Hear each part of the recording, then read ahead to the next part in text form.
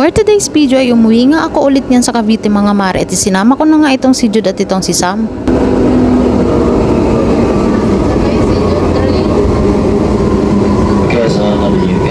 Avenue Station. Mag-ingat po tayo sa pagkakapang sa paglabas ng tren.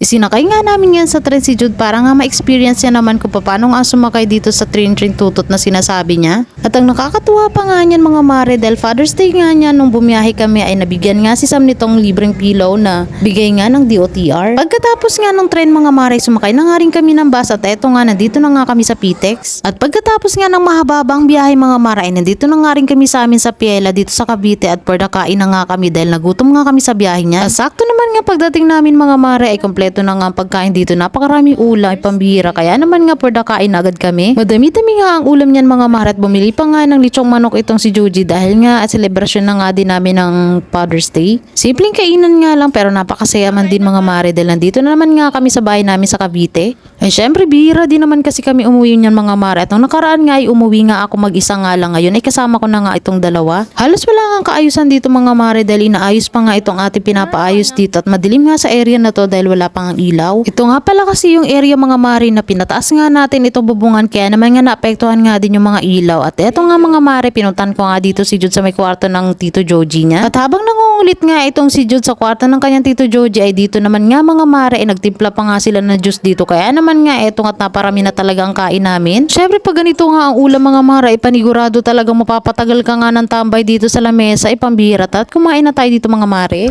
Syempre bago nga kami umuwi ng Quezon City niyan mga mare ay pumunta nga muna kami dito sa kainan na pagmamayari nga nitong tita ko. Sobrang ganda nga ng area nila mga mare, napakasimple nga lang at pag-instagrammable nga yung datingan. Kaya naman nga kung gusto mo ay pumunta ka na nga dito sa Ria's Food House. At kung hinahanap mo nga ay napakasarap na pagkain ay dito mo nga matatagpuan mga mare at meron nga rin sila dito specialty na pastil. At meron nga rin pala sila dito mga sizzling plates mga mare at ikaw na nga lang mamimili ko ano ang gusto mong orderin. May halo-halo nga rin pala sila dito mga mare na napaka-espesyal naman talaga at yan nga ang aming sinadya dito. At eto nga pala ay matatagpuan mga mare dito sa may lumang Petron Maderan sa harap lamang ng New Life Hardware. Napakalapit lamang nito sa GMA Terminal kaya naman nga bago ka bumiyahe ay bisitahin mo na ito at itry mo na ang kanilang mga pagkain dito. Sigurado magugustuhan nyo ang mga pagkain nila dito dahil abot kaya lamang at masasarap pa nga. Eto nga pala ang kanilang espesyal na halo-halo. At meron nga rin pala silang FB page mga mare kaya naman nga kung gusto nyo sila i-follow ay ilalagay ko na lamang din ang link ng kanilang FB page. Sigurado hindi kayo magsisisi mga mare na bisitahin itong food house na ito dahil napakababait nga ng may-ari nito at very accommodating pa nga. At kapag kumain kayo dito mga mare ay pwede kayong magbayad through GCash o kaya ay cash. Ito po ay open simula Monday to Sunday 7 AM hanggang 10 PM ng gabi. Kaya naman ano pang hinihintay ninyo mga mare, tara na dito sa Ria's Food House at experience na natin ang napakasarap nilang mga pagkain at ang kanilang special na halo-halo. At syempre pwede rin kayo umorder nitong kanilang bestseller na chicken pastil. Thank you for watching!